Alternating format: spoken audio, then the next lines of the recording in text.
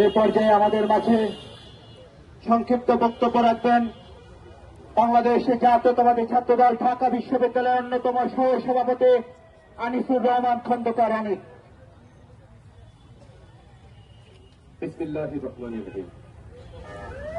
বাংলাদেশ জাতীয়তাবাদী ছাত্রদল ঢাকা বিশ্ববিদ্যালয় কর্তৃক আয়োজিত নির্বাচনী তফসিলের কারণে নির্বাচনী তফসিলকে স্বাগত জানিয়ে তাৎক্ষণিক স্বাগত মিছিলে উপস্থিত সংগ্রামী সভাপতি বাংলাদেশ জাতীয়তাবাদী ছাত্রদল ঢাকা বিশ্ববিদ্যালয়ের সভাপতি জনাব গণেশ চন্দ্র রায় সাহস, সঞ্চালনা করছেন বাংলাদেশ জাতীয়তাবাদী ছাত্রদল ঢাকা বিশ্ববিদ্যালয়ের সংগ্রামী সাধারণ সম্পাদক নাহিদুজ্জামান শিপন, উপস্থিত ঢাকা বিশ্ববিদ্যালয়ের নেতৃবৃন্দ এবং হল শাখার নেতৃবৃন্দ, আপনাদের প্রত্যেককে জানাই নির্বাচনী তফসিলের শুভেচ্ছা। সংগ্রামী নেতৃবৃন্দ, বাংলাদেশের মানুষ প্রায় 3টি নির্বাচনে ভোট দিতে পারেনি। এর আগে যে নির্বাচনটি হয়েছিল সেই নির্বাচনটিও ছিল একটি নির্দিষ্ট সরকারের এজেন্ডা মাত্র। এখন একটি গণতান্ত্রিক পরিবেশ তৈরি হয়েছে।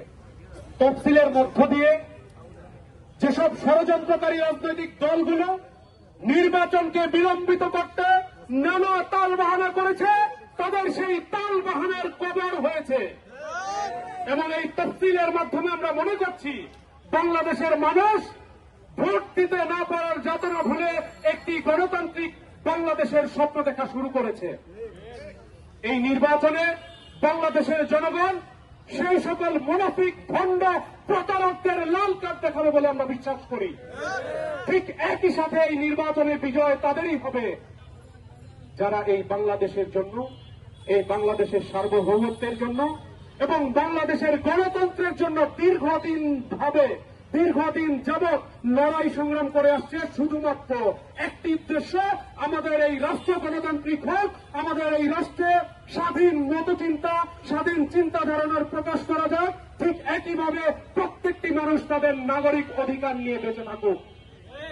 আর সেটির বাস্তবায়ন হতে পারে আপনাদের অংশগ্রহণের মাধ্যমে। আপনারা গত দিন যাবৎ পর্যন্ত যেভাবে সচেতন ছিলেন, ঠিক একইভাবে নির্বাচনের আগে পর্যন্ত 12 তারিখ পর্যন্ত সচেতন থাকতে হবে। সেই সব মুনাফিকেরা বিভিন্ন বাহানা দিয়ে বিভিন্ন রাজনৈতিক দুরভিসন্ধি বাস্তবায়ন করার চেষ্টা করতে পারে। আমি মনে করি ঢাকা বিশ্ববিদ্যালয় ছাত্রদল যদি জাগ্রত থাকে, বাংলাদেশের প্রত্যেকটি ইউনিটের ছাত্র সংগঠনগুলো যদি জাগ্রত থাকে, তাদের ষড়যন্ত্র ভেস্তে যাবে। ঠিক সেইভাবেই যেভাবে তারা পিআর চেয়েছিল, যেভাবে তারা নির্বাচনের আগে গণভোট চেয়েছিল এবং বিভিন্ন বাহানায় নির্বাচনকে পেছাতে চেয়েছিল, সেই ষড়যন্ত্র কখনোই বাস্তবায়ন হতে দেওয়া যাবে না। আর সর্বশেষ একটি কথা বলে বক্তব্য শেষ করতে চাই, মুনাফিকের দিন শেষ, প্রোপাগান্ডার দিন শেষ, গণতন্ত্রের বাংলাদেশ, ধানের শীষের বাংলাদেশ। বাংলাদেশ জিন্দাবাদ।